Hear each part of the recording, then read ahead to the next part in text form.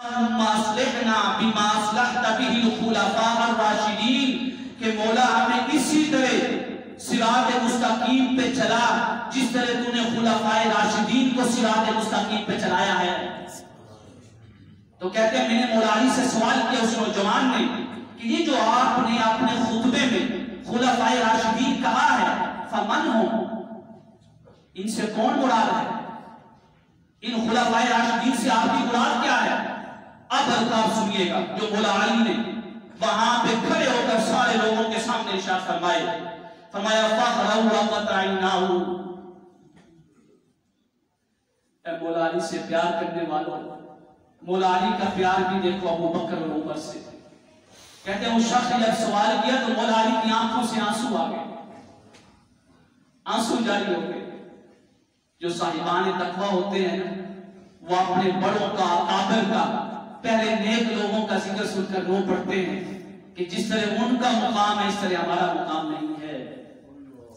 آج ہم حضور داتا صاحب کا ذکر تو کرتے ہیں، آج ہم حضور غوث الاعظم شیخ عبد القادر جیلانی کا ذکر تو کرتے ہیں، آج ہم امام اعظم ابو حنیفہ کا ذکر تو کرتے ہیں. کبھی سوچا کہ ہمارے اعمال بھی ان کے اعمال کیسے ہیں؟ ہماری سیرت بھی ان کی سیرت کیسی ہے؟ کبھی ہم نے سوچا کہ کیا ہم ان کے نقش قدم پہ چل بھی رہے ہیں یا نہیں چل رہے؟ صرف ذکر سنتے ہیں. مولا علی رضی اللہ تعالیٰ کی آنکھوں میں آنسو آ گئے. فرمایا ثم ان حملت علی لحیتہ، آپ کی داڑھی مبارک تر ہو گئی آنسو سے. ثم قال، پھر فرمایا یہ جو میں نے اپنے خطبے میں کہا ہے الخلفاء الراشدین، جانتے ہو یہ کون ہے؟ فرمایا ابو بکر و عمر. خلفائے راشدین سے مراد کوئی اور نہیں ہے، اس سے مراد ابو بکر اور عمر ہیں.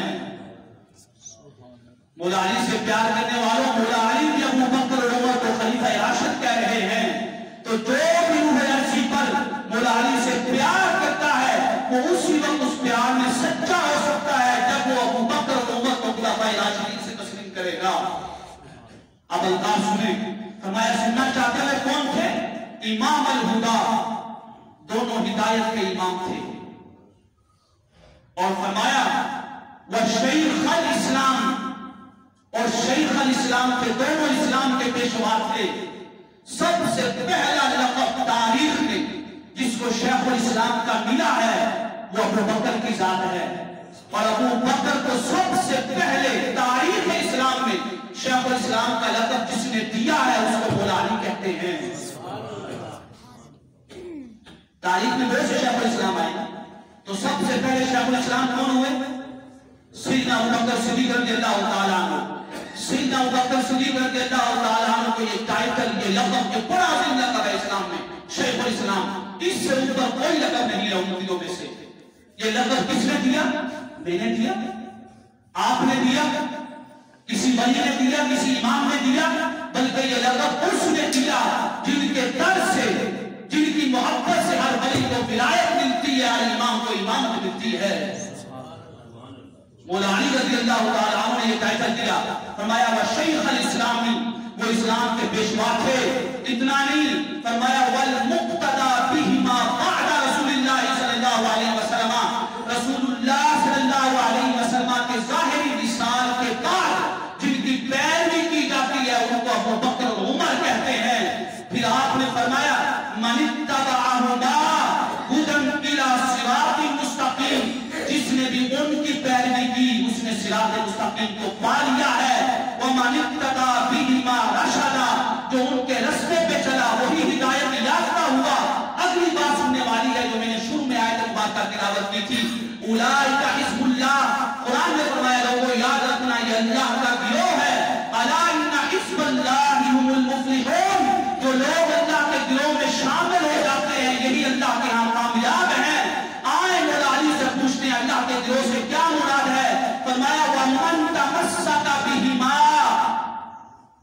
جامعہ مسجد سے نسل کے اکبر میں بیٹھنے والوں، مولا علی نے فرمایا جس کے دل میں ان دونوں کی محبت ہے، ابو بکر کی محبت بھی ہے، عمر کی محبت بھی ہے، فرمایا فَهُوَ مِنْ حِزْبِ اللَّهِ، وہ اللہ کے گروہ میں سے ہے.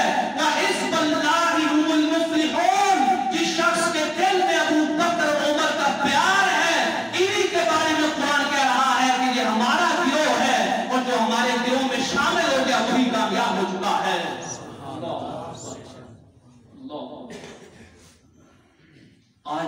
کے جائیں کہ مولا علی رضی اللہ تعالیٰ عنہ کو جس کے دل میں بھی حضور کی آل پاک، حضور کی اہل بیت، حضور کے گھر والوں کا پیار ہے، یقیناً ہر صاحب ایمان کے دل میں حضور کی آل پاک کی محبت ہے، کیونکہ اس گھرانے کی محبت کے بغیر تو ایمان بھی مکمل نہیں ہوتا ہے۔ تو انہوں نے فرمایا مولا علی رضی اللہ تعالیٰ عنہ نے کہ جس کے دل میں میرا پیار ہے، لازمی ہے کہ اس کے دل میں مصطفیٰ کی یار مال ابو بکر کا بھی پیار ہونا چاہیے، عمر فاروق اعظم کا بھی پیار ہونا چاہیے۔